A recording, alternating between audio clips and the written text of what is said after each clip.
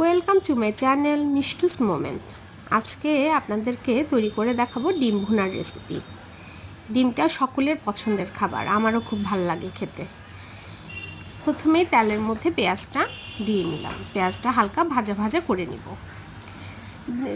পেঁয়াজ দেওয়ার আগে আমি ডিমগুলো কিন্তু ভেজে নিয়েছি।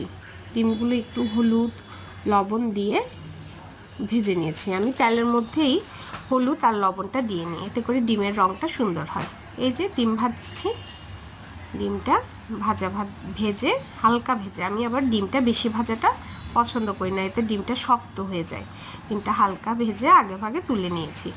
তারপর তেলের মধ্যে পেঁয়াজটা যখন ভাজা ভাজা হয়ে যাবে, আমি এই যে বেসিক মশলাগুলো দেখলেন, লবণ হলুদ মরিচ আর একটু আদা বাটা দিয়ে ভালো করে কষিয়ে নিব।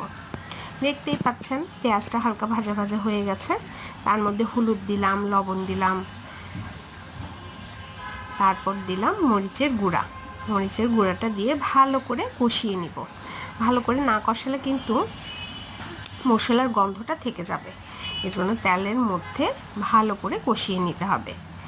হ্যাঁ, ডিম ভুনার রেসিপিটা খুবই সোজা, খেতেও ভালো লাগে।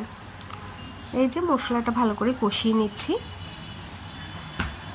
মশলাটা যখন তেলটা উঠে যাবে, মশলা কষানোটা ঠিক হয়ে যাবে। তারপর আমি এই মশলার মধ্যে ডিমগুলো দিয়ে হালকা কষিয়ে অল্প একটু জল দিয়েছি, যেন ডিমের মধ্যে মশলাগুলো ভালো করে ঢুকে যায়। ব্যাস, তারপর একটু গরম মশলা দিয়ে নামিয়ে ফেলেছি। তৈরি হয়ে গেল আমার ডিম ভুনার রেসিপি। সকলকে ধন্যবাদ।